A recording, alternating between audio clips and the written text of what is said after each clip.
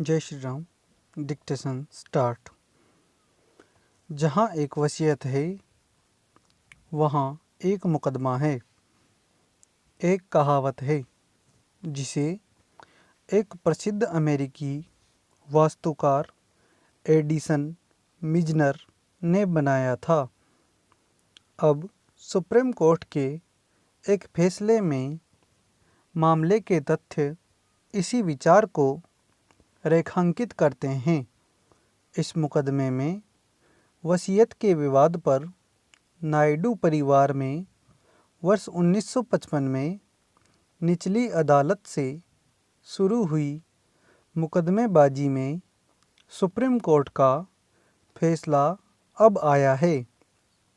Supreme court ने 2007 के Madras high court के फैसले के खिलाफ दायर सभी अपीलों को खारिज करते हुए फैसला सुनाया।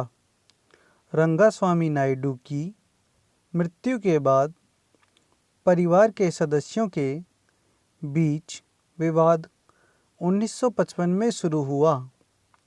1898 की दंड प्रक्रिया संहिता की धारा 145 के तहत कार्यवाही में मजिस्ट्रेट को एक तरफ रंगास्वामी की विधवा और भतीजे और दूसरी तरफ लक्ष्मैया और उनके बेटों के बीच एक कब्जे के विवाद का फैसला करना था।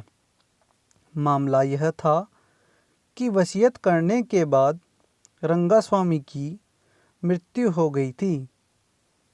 मजिस्ट्रेट ने वसीयत के बारे में कोई चर्चा नहीं की और पाया कि दूसरे पक्ष के पास कब्जा है। विवाद यहीं खत्म नहीं हुए।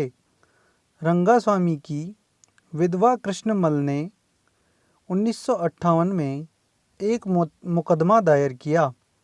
यह मुकदमा एक समझौता डिक्री में समाप्त हुआ। 1963 में आर आलागिरीस्वामी नायडू और वी कल्याण स्वामी नाम के दो व्यक्तियों ने मुकदमा दायर किया। इसके परिणाम स्वरूप समझौता भी हुआ। लक्ष्मैया के पुत्र रामास्वामी की 1976 में, कृष्णमल की 1977 में मृत्यु हो गई। इन मौतों के बाद आलागिरीस्वामी नायडू ने फिर से विभाजन के लिए मुकदमा दायर किया। सब जज कोयम्बटूर ने मुकदमे का फैसला किया और विभाजन का आदेश दिया। रंगास्वामी नायडू द्वारा वसीयत के बल पर कुछ बिक्री लेन देन में प्रवेश करने के बाद लक्ष्मी स्वामी नायडू के पुत्रों, विधवा और रामास्वामी नायडू की बेटियों ने आलागिरीस्वामी के खिलाफ मुकदमा दायर किया। मुकदमे में अन्य प्रतिवादी रंगास्वामी नायडू के भतीजे थे और जो वसीयत में थे। वादकारियों ने टाइटल की घोषणा और निषेधाज्ञा के लिए प्रार्थना की। 1983 में आर आलागिरीस्वामी ने विभाजन के लिए भी मुकदमा दायर किया। आलागिरीस्वामी द्वारा दायर किया गया मुकदमा खारिज कर दिया गया, जबकि लक्ष्मैया नायडू के कानूनी उत्तराधिकारियों द्वारा दायर किया गया मुकदमा डिक्री हो गया। पहली अपीलीय अदालत ने इन निष्कर्षों को उलट दिया।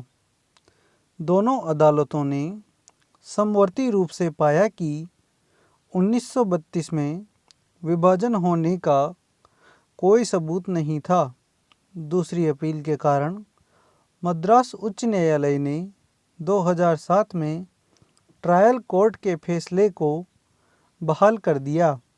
जैसा कि पहले कहा गया था, रंगास्वामी नायडू द्वारा बनाई गई वसीयत के आधार पर परिवार के सदस्यों के बीच विवाद के संबंध में भी सीआरपीसी की धारा 145 की कार्यवाही शुरू की गई थी।